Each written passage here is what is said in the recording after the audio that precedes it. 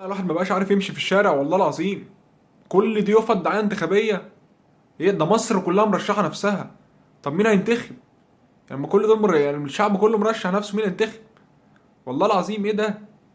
تبقى ماشي مع ابوك كده فجأة يتوه وسط اليفط اللي هو تدور عليه، ايه ده؟ بابا انت فين؟ بابا تقلب وسط اليفط مش لاقيه. ليه كده؟ وبعدين تكلفة الحملة الانتخابية مليار ونص متهيألي. طب ما تعملوا حاجة مفيدة للشعب. اعملوا حملة كلسون لكل مواطن، احنا داخلين على ايام سودة.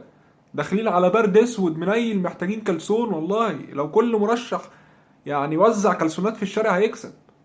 وبعدين في مرشحين عندهم حاجات غريبة، يعني انا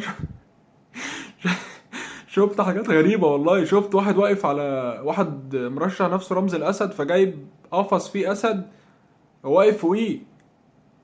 طب لو انت رمز مرات الاسد هتعمل ايه؟ لا ما مش مش هينفع والله العظيم، مش هينفع. مش هينفع. وبعدين تلاقي كده شعارات مكتوبة غريبة. يقول لك اديني في البرطمان ورشحني للبرلمان. يعني طب وانا لما اديك في البرطمان انت هتخش البرلمان ازاي؟ مش مش هينفع يا جماعة والله.